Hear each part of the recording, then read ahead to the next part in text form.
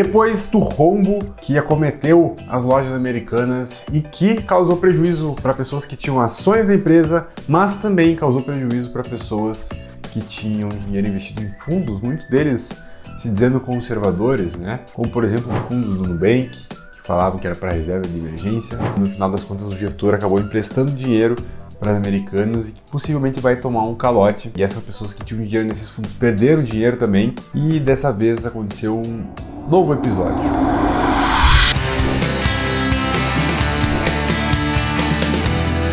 O Banco Central decretou a liquidação extrajudicial de duas instituições financeiras, são elas a BRK Financeira e a Porto Crédito. Bom, então eu resolvi fazer esse vídeo aqui para vocês, para explicar mais ou menos como a situação aconteceu, o que a gente tem que analisar na hora de investir em algum produto de renda fixa como CDB, como funciona para essas pessoas que tinham dinheiro investido nessas instituições para reaver esse dinheiro e como funciona o chamado Fundo Garantidor de Crédito. Bom, então eu estou aqui na tela do computador com o ato do presidente número 1359 de 2023 do presidente do Banco Central, Roberto Campos Neto, dizendo que o motivo pelo qual ele fez essa liquidação judicial da empresa BRK é pelo comprometimento patrimonial da instituição, as graves violações da legislação, né, que regulamentam o funcionamento da instituição e o risco anormal que estão sujeitos os credores dessa empresa. Quem são os credores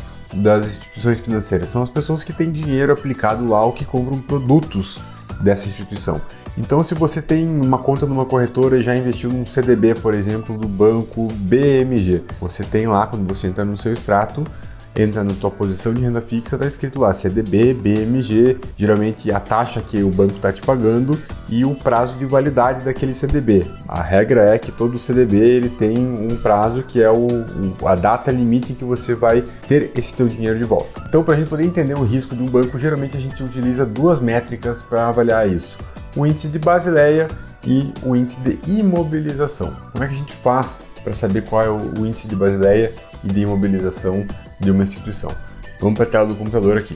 A primeira coisa, a gente entra no Banco Data, que é o site que a gente consegue esses dados, e vamos olhar primeiro, vamos pegar do Itaú aqui, vamos ver de um banco grande, como é que são esses índices, para a gente ter uma ideia.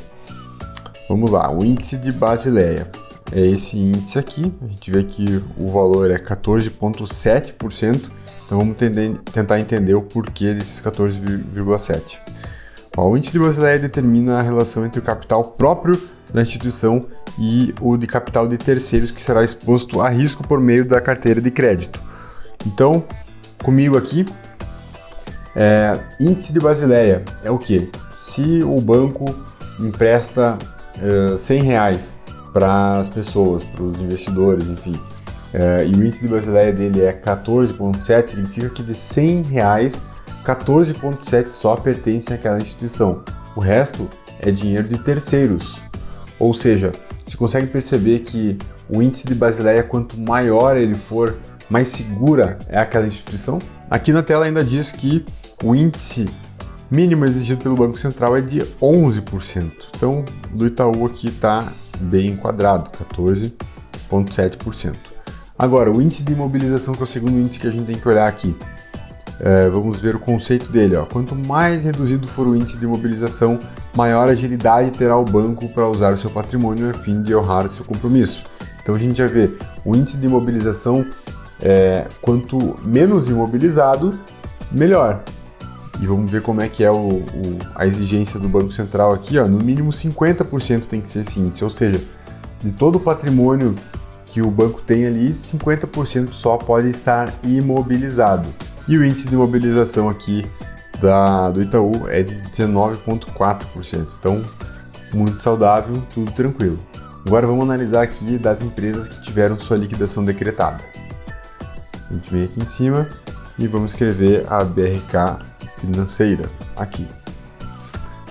BRK Financeira, veja só, o índice de Basileia dela, lembrando que o exigido mínimo pelo Banco Central é 11%, o índice de Basileia dela é 0,6%, ou seja, 0,6% significa que de R$100 que a BRK empresta, 60 centavos só era dela. Isso é um risco gigante para o mercado, então está justificado.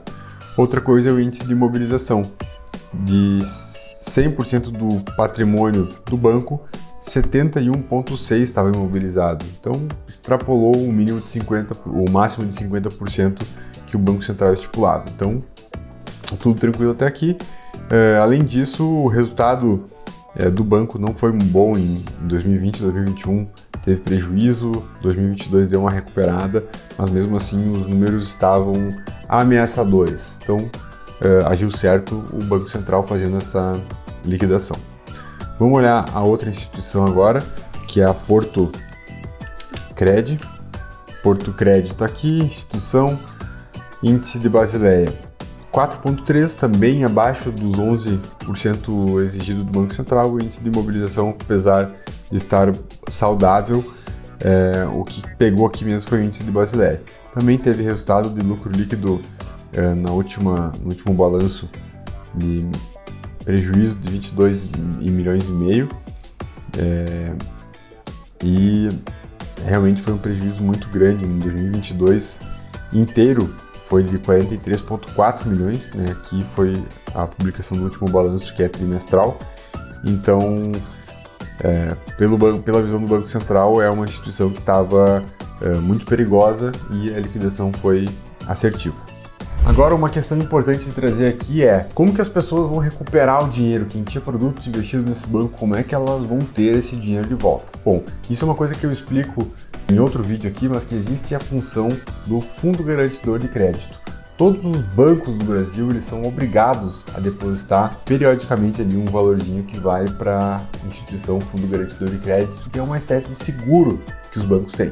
E essa instituição, que é uma instituição privada, Fundo Garantidor de Crédito, ela traz uma proteção para o investidor pessoa física de R$250 mil por instituição financeira, no máximo de R$1 milhão. Então a pessoa pode ter em 4 bancos R$250 mil em cada uma, que esse valor está protegido. Passou disso, já não está mais englobado dentro da proteção. E esse teto existe, pessoal, porque não tem como uma instituição privada garantir o retorno de todas as pessoas que têm dinheiro investido. Então isso é uma estratégia que a pessoa que vai investir majoritariamente em renda fixa ou que tenha esse valor em renda fixa, ela tem que dividir em instituições diferentes para poder estar coberta pelo Fundo Garantidor de Crédito. Agora, como as pessoas que tinham dinheiro lá vão fazer para recuperar? Elas vão ter que entrar na sua lojinha da Apple Store, lá da Google Play, baixar o aplicativo do Fundo Garantidor de Crédito. Ali você vai ter que fazer um cadastro, vai ter que clicar no botão solicitar minha garantia.